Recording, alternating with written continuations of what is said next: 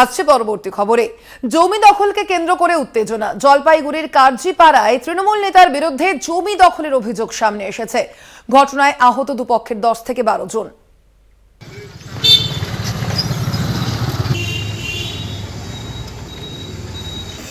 কোতোয়ালি থানায় ইতিমধ্যেই অভিযোগ দায়ের করা হয়েছে।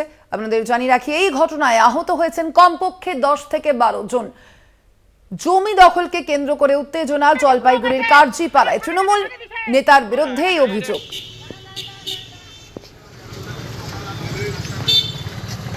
তৃণমূল নেতার বিরুদ্ধেই অভিযোগ সামনে এসেছে। জমি দখলের অভিযোগ করা হচ্ছে। ঘটনায় আহত হয়েছে দুপক্ষের 10 থেকে 12 জন। কথা বলবো, ফোন লাইনে রয়েছেন প্রতিনিধি সুজিত দে। সুজিত, কি জানা যাচ্ছে, মূলত কি অভিযোগ সামনে আসছে তৃণমূল নেতার বিরুদ্ধে? দেখো, তৃণমূল নেতার বিরুদ্ধে কিন্তু অভিযোগ কৃষ্ণ দাসের বিরুদ্ধে যে জমি দখলকে কেন্দ্র করে কিন্তু একটা উত্তেজনা হয়। যে জমি দখল, এই গ্রামের যে বাসিন্দা আছে সেই গ্রামের বাসিন্দারা কিন্তু বলে যে এই জমিটা নিয়ে কিন্তু দুই পক্ষের মধ্যে সমস্যা ঝামেলা ছিল। ঝামেলা থাকাকালীন কিন্তু দুই পক্ষই কিন্তু ওই কৃষ্ণ দাস যে আছে তৃণমূল নেতা, তার বাড়িতে যায়।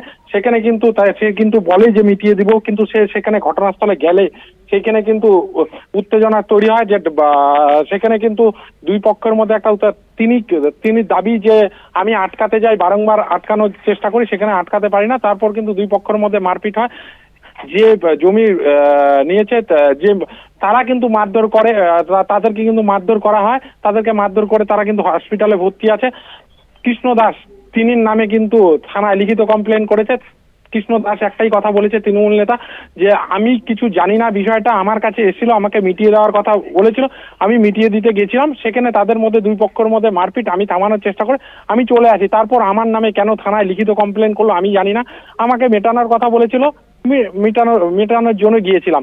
হ্যাঁ, কিন্তু তার জন্য এখন দেখছি যে এরা মারপিট নিজেদের মধ্যে করে। তারপর কিন্তু মারপিট করার পর হসপিটালে ভর্তি, আমি মেটাতেই গিয়েছিলাম, আর অন্য কিছু নয়।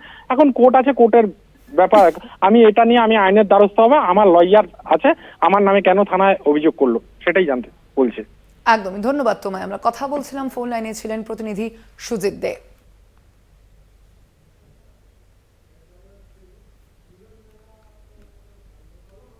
আপনাদের জানিয়ে রাখি, ইতিমধ্যে এই ঘটনায় কোতোয়ালি থানায় অভিযোগ দায়ের করা হয়েছে এবং যে অভিযোগ সামনে এসেছে, জমি দখলকে কেন্দ্র করে কিন্তু উত্তেজনা জলপাইগুড়িতে এবং তৃণমূল নেতার বিরুদ্ধে এই জমি দখলের অভিযোগ। যদিও তৃণমূল নেতা তিনি কিন্তু এই অভিযোগ সম্পূর্ণই অস্বীকার করেছেন।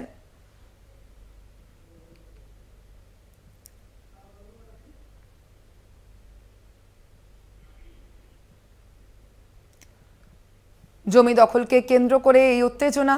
তৃণমূল নেতার বিরুদ্ধে জমি দখলের অভিযোগ, যদিও অভিযোগ অস্বীকার করেছেন তৃণমূল নেতা।